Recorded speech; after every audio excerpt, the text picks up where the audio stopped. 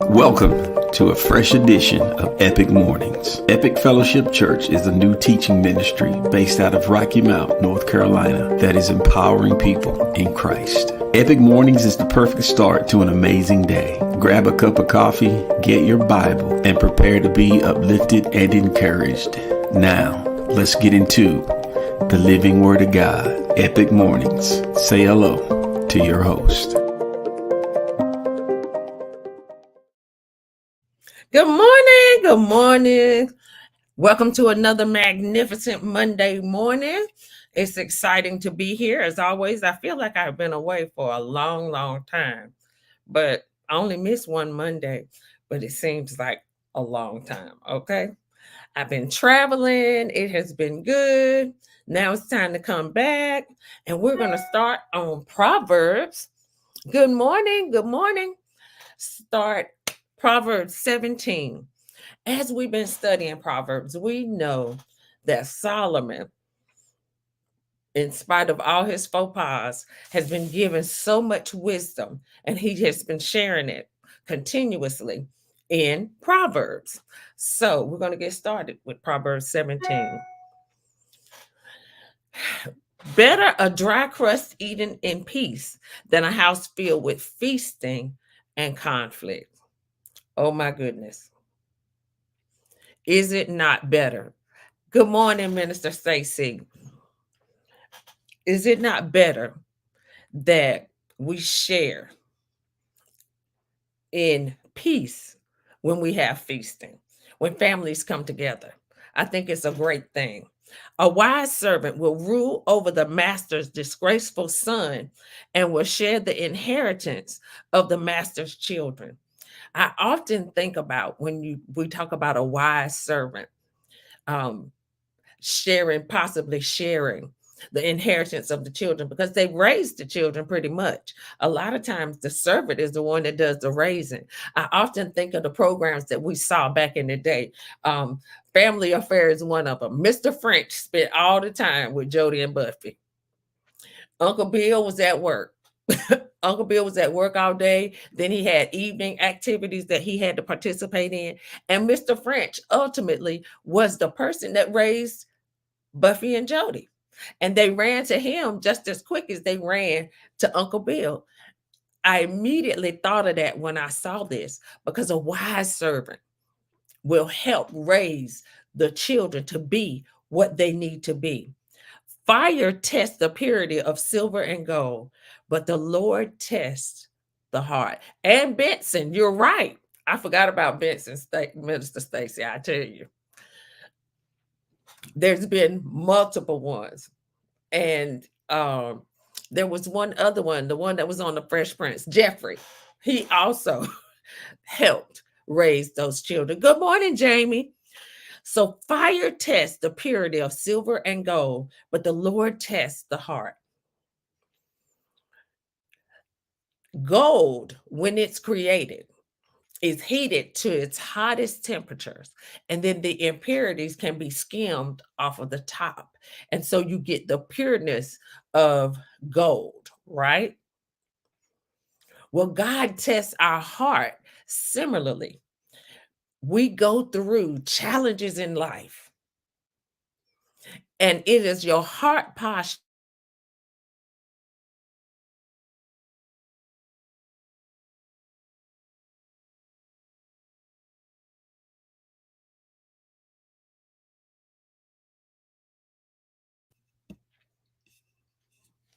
It's not easy for us to, y'all, I got Wi-Fi difficulties as usual. That's how this thing goes in my life here in the good country. So just be.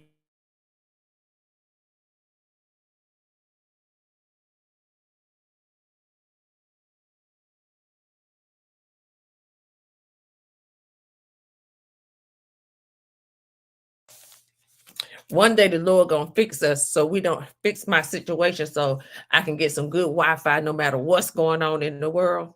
But right now, me and Spectrum can't be great. Anyway, going on.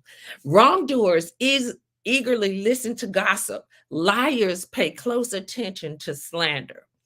When I read that verse, that's verse number 4, I immediately said to myself, I never thought of myself as a wrongdoer if I just happened to be in a room where they was gossiping. But if I stay in there, does that mean I'm a wrongdoer? And liars pay close attention to slander. As we look at what's going on in the world today, are we really paying attention to the things that people are saying about leadership, about different people, about their lives? And are we following that?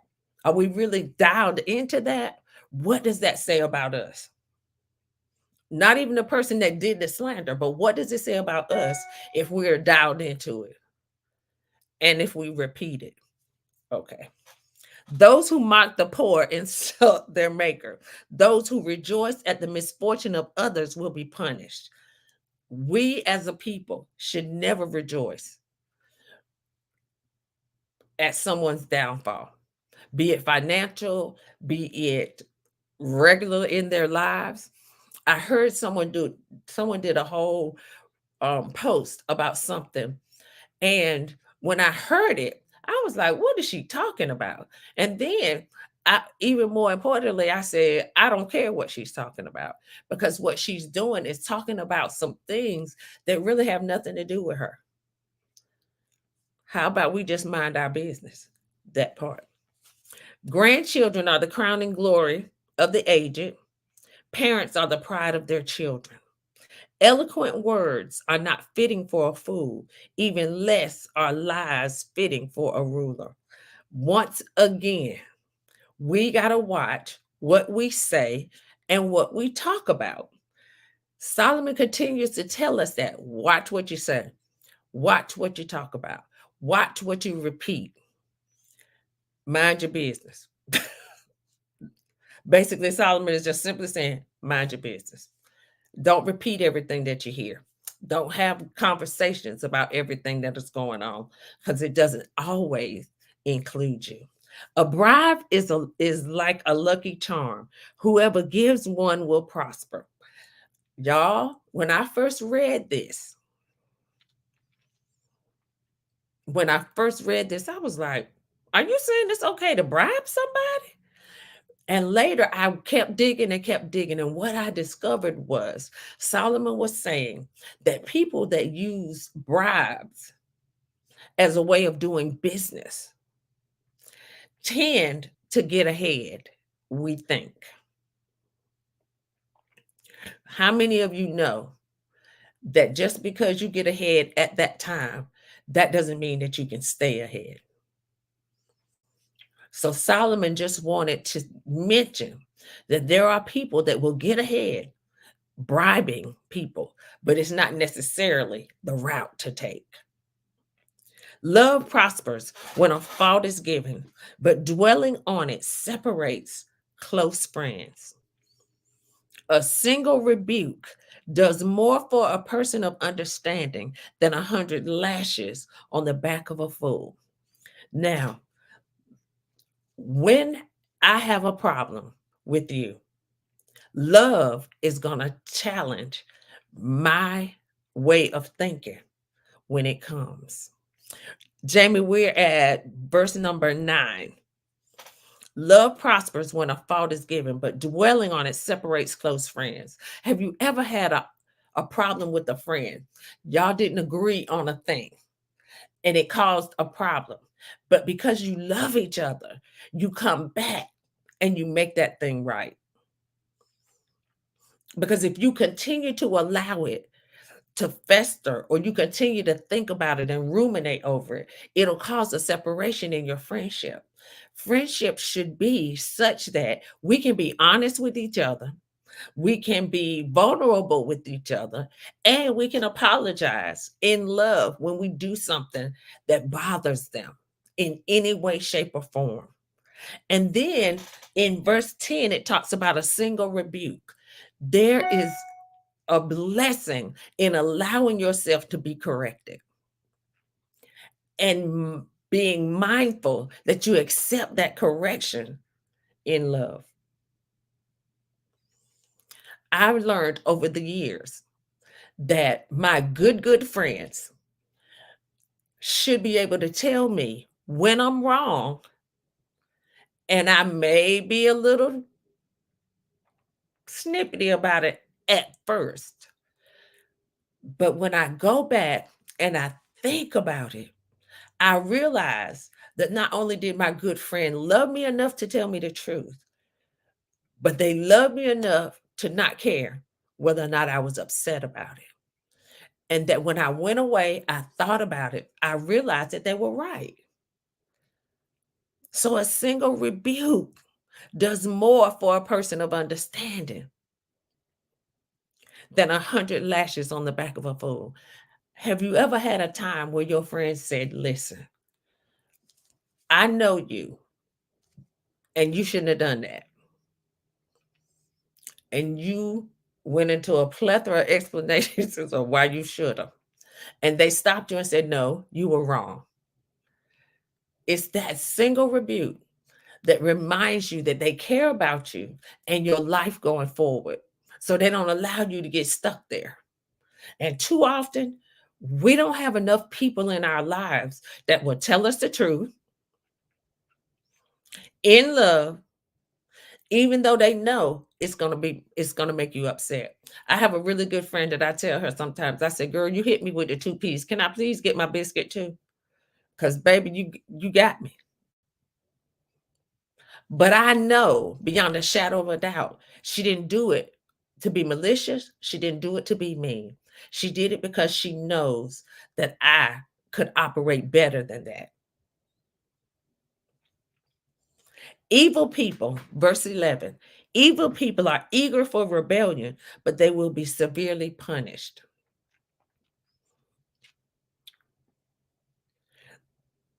There are people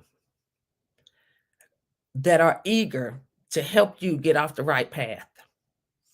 With that being said, you have to be mindful and you have to use your discernment to make sure that you don't allow them to get you off the path and to get you angry and willing to rebel against a situation. There, in any organization that you are a part of, there are going to be people that always want to buck the system. That's what old folk call it, just buck the system. You have to make sure that you're willing to do an evaluation for yourself and you are willing to say, I don't want to be a part of this. It is safer to meet a bear robbed of her cubs than to confront a fool caught in foolishness. I don't know that I want to confront a bear robbed of her cubs or be caught up in the foolishness of people. I'm not going to do either. So I'm going to go over here and have a seat when the time comes. If you repay good with evil, evil will never leave your house. Once you do that, it becomes a part of you. I'll give you a great example. If you pour orange juice in a glass, but then you decide that you don't want to use that glass, so you pour the orange juice out of the glass, the residue of the orange juice is still in the glass. So if you get into a position of repaying evil with evil, the residue of evil sticks with you. Even though you've gotten rid of it, it still sticks with you. The residue of it. So don't get caught up in it. Step back, take a deep breath, and challenge it. Too often we're afraid to challenge the evil things that we see. You can challenge it in love and not get out of character and keep it moving because you do not want to take the evil home with you. Starting a quarrel is like opening a floodgate. So stop before the dispute breaks out. Immediately, I thought about husbands and wives in this situation where your husband has done something that you asked him not to do in the house, or to help you keep the house, or to keep the house clean, and he continues to do it, and you are ready to read him Can you say reading? But you know, in your woman's mind, that you don't need to do that. Because if you start about that one thing, I promise you there'll be a flood of other things that'll come up in your mind, and you will start at A and you won't stop until you get to Z. You have opened the floodgates of quarreling with your husband. So, what you need to do a lot of times is to stop, think about it, take a deep breath, and maybe approach the subject a little bit later at a later time. Because, you know, most of the time when we figure out that they still haven't done that thing that we've asked them to do, we got mad. Or as grandma said, we flew hot. So once we get hot and they act like they don't know what we're talking about, the floodgate opens and baby, it's on like hot butter popcorn. So we need to stop and think about those things, whether it's a spouse, whether it's a parent, whether it's a friend, whether it's a cousin. Stop and think about it before we start the quarrel, because we know that it's going to go much further than that one thing. Okay? Acquitting the guilty and condemning the innocent, both are detestable to the Lord. I immediately thought of the court systems and the justice systems that are supposed to be built upon biblical principles. But a lot of times it doesn't go the way that it should go. So we have to be mindful of how we treat situations, and even how we don't condemn the innocent before we find out the full gamut of it. I also thought about growing up as little children. It could be 5 kids. One person does a thing and everybody got in trouble. So our parents condemn the innocent just like they technically you acquitted the guilty because you didn't even find out who was guilty. You condemned everybody, the innocent and guilty. So find out the particulars of a thing before you go in and let someone get away with it. I think about little girls with pigtails in the classroom back in the day, and I think they still do it now. A little boy pulls your hair. But when you turn around, it's not the bully that pulled your hair that you see. You see the guy that's sitting there minding his business. But you get mad with him because he was in position to potentially have pulled your hair. So be mindful that you need to do some research before you do. Let the guilty get away and condemn the innocent. It is senseless to pay to educate a fool since he has no heart for learning. That speaks for itself. If they don't want to learn, why spend your money trying to teach them? A friend is always loyal, and a brother is born to help in the time of need. I have wished all my life that I had a big brother to help fight my battles. But I've had a couple of really loyal friends that could help step up and take care of me. What type of friend are you? Are you loyal? Loyal in that you'll let them know when they're right and you'll let them know when they're wrong. That's what real loyalty is about. Not just going along because they're your friend, but willing to answer. It's poor judgment to guarantee another person's debt or put up security for a friend. Solomon talked about this back earlier in the Proverbs. Don't spend your money or don't sign for somebody to get something and you know they might not pay you back, or they may not pay for the thing. I think often of people that'll ask you to co-sign for something. I recently had someone send me, text me and say, "Can I use you for a reference?" No, I don't know you like that. No, ma'am. I don't know you like that. So I can't tell anybody how you'll work because I've never worked with you. So we're not going to do that. That's the same concept. People will ask you to co-sign for a car. Uh-uh, uh-uh. Because if you had taken care of your credit, you would need me to co-sign with you. Okay, we're gonna move on. Anyone who loves to quarrel loves sin. Anyone who trusts in high walls invites disaster. Goes back to what we talked about earlier about starting a quarrel. We have to watch ourselves. We have to be mindful. A lot of times, what I find is the thing that I was fussing about or the things that I wanted to fuss about, I didn't need to fuss about it because it didn't really matter. Verse number 22, we're going to go to: a cheerful heart is good medicine, but a broken spirit saps a person's strength. In this heart month, this is Heart Health Month, February, I thought about how we have to mind our heart posture. Having a cheerful heart helps other people remain cheerful. When you have a cheerful heart, it shows up on the outside.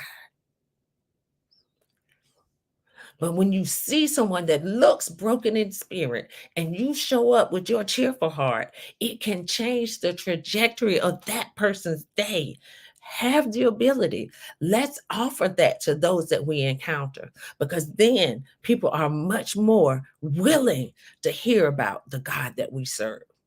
As believers, we should have a cheerful heart. We should be cheerful people because we have something that someone else may not have, and that's God. So, therefore, we need to share that with those that we encounter that may be broken in spirit. And it is like good medicine for them. Sensible people keep their eyes glued on wisdom, but a fool's eyes wander to the ends of the earth. What are we looking at? What are we watching? Who are we following? All of those things fall under using your wisdom to determine what's sensible. So keep your eyes on those that can help you remain wise in your endeavors. It's wrong to punish the godly for being good or to flog leaders for being honest. A truly wise person uses few words. A person with understanding is even tempered.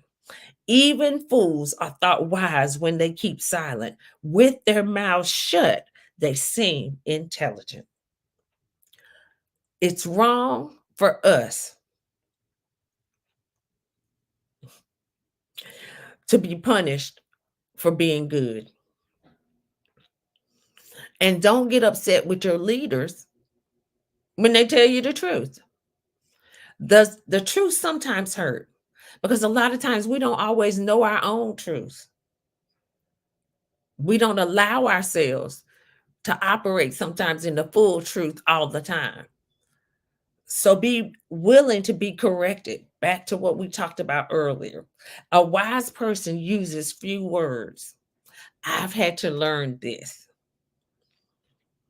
And and um and learning to be even tempered, not getting upset about everything, not always taking something personal, which can allow me to become upset, but to remain even tempered and give people the opportunity to correct the thing and to be honest in a thing.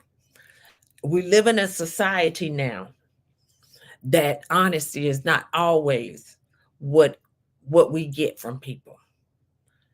And when you be honest, there's a way that you can be honest that doesn't kill a person's spirit. Tell me the truth without wounding me. And there's a way that we can all do that. And it is the way that we need to seek out each and every day so that we learn how to speak and talk and live in cohesiveness with others. Everything doesn't have to be said right away. Sometimes we have to go back. I know that my first thought may not be the right one. And even if it's a good thought, It might not come out in a manner that a person feels like I'm for them. So sometimes I'll just take a deep breath, maybe even count in my mind, because what I don't want to do is wound a person, because what that does is potentially negate your witness. As believers, we want to be able to speak to people in a manner that they desire to continue to have conversations with us. And as we continue to have conversations, we can share about the God that we serve and the God that we love. So that sums up Proverbs 17. Be mindful of your words. Allow your words to be seasoned with love.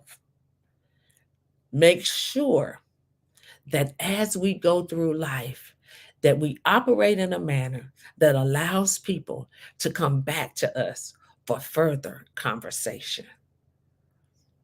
And then we are able to evangelize to those that we encounter. That's it for today. That sums up Proverbs 17. I'll see you next Monday. We'll be talking about Proverbs 18. Jamie, we are all a work in progress. And what we have to do is just step back sometimes, take a deep breath, and pull our words together in wisdom. I understand exactly where you are. Been there, done that. Everything has its place. And there may be people that won't do as well when you step back and give them the good, kind words. Sometimes you have to give them the kind words with a little bit of edge to it. And don't allow people to take you back to where you used to be, because you're working on this journey daily to become a better person, not just for you, but for those around you. Take care. Have an amazing day. I'll see you again next Monday. Bye bye.